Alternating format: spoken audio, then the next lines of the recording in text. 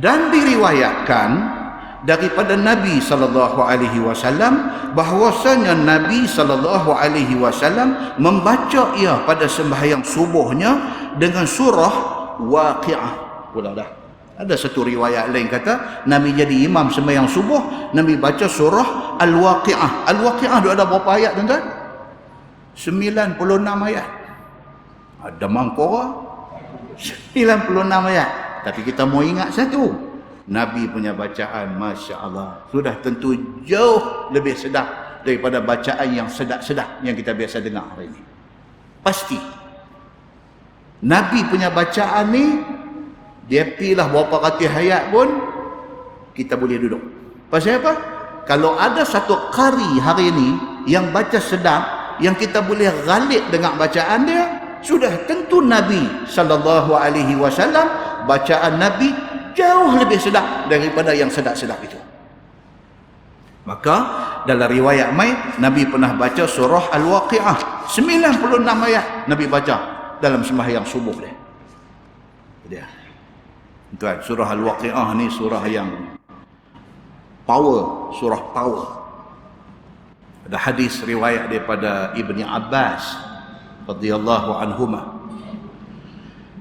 Dia kata satu hari Abu Bakar As-Siddiq dia kata dekat Nabi sallallahu alaihi wasallam, Abu Bakar kata, ya Rasulullah, qad shibta. Sayyidina Abu Bakar As-Siddiq satu hari dia duduk depan Nabi, dia kata dekat Nabi, dia kata, ya Rasulullah, qad shibta. Dia kata, ya Rasulullah, tuan nampak dah beruban rambut. Dia kata kat Nabi. Qala Nabi sallallahu alaihi wasallam, Nabi kata dekat Abu Bakar, Nabi kata, syayyabatni Hud wal Waqi'ah wal Mursalat wa amma yatasaalun wa idza syamsu kuwirat. Hadis itu hadis sahih riwayat At-Tirmizi. Abu Bakar pergi tegur Nabi, dia kata, ya Rasulullah, rambut tuan nampak dah banyak uban, dah putih-putih. Nabi kata, hang tahu dah yang menyebabkan rambut aku beruban apa benda? Apa benda yang menyebabkan rambut aku beruban? Nabi kata, yang menyebabkan rambut aku beruban ialah surah Hud, surah Al-Waqi'ah, surah Al-Mursalat, surah Amma Yatasaalun,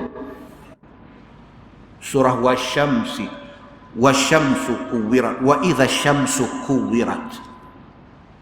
Semua surah Nabi kata ni, malam ni ke, esok kita ada masa lapang ke, saja buka. Tengok ayat dia, tengok makna dia. Tengok ayat dia, tengok makna dia. Pasal apa Nabi sebut ni, surah-surah ni, Nabi kata menyebabkan rambut aku jadi beruban? Pasal apa?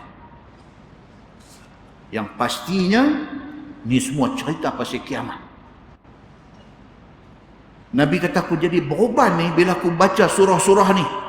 Beruban rambut aku. Takut ni dengan ancaman yang Allah bagi tahu dalam surah-surah tadi. Muslimin dan muslimat yang dirahmati Allah sekalian. Dalam surah Al-Waqi'ah juga dalam sebuah hadis riwayat daripada Abi Hurairah radhiyallahu an. Kata dia, qala Nabi sallallahu alaihi wasallam, inna fil jannah syajarah yusiru rakib fi zilliha mi'ata am la yaqta'uha wa qara'u in syi'tum wa zillim mamdud atau kama qala, hadis sahih riwayat Al-Bukhari. Nabi SAW bersabda, Nabi kata dalam syurga ada satu pokok. Dalam syurga ada syajarah, ada satu pokok, yasirur rakib fi zilliha mi'ata am. Kalau satu orang naik kuda di bawah bayang pokok tu, pokok hak satu dalam syurga ni, naik kuda 100 tahun tak habis lagi bayang satu pokok. Nabi kata, wa qara'u in syi'tum, Nabi kata bacalah surah ini kalau hampa nak tahu. Ayat dalam surah itu ialah Tuhan kata wazillin mamdud.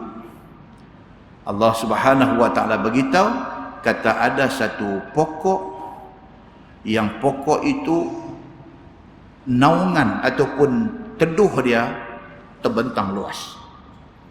Cerita dalam syurga ni satu pokok saja, teduh dia kalau naik kuda, bukan berjalan kaki, naik kuda 100 hektar tak habis lagi bayang satu pokok. Percaya tak percaya punya pasal.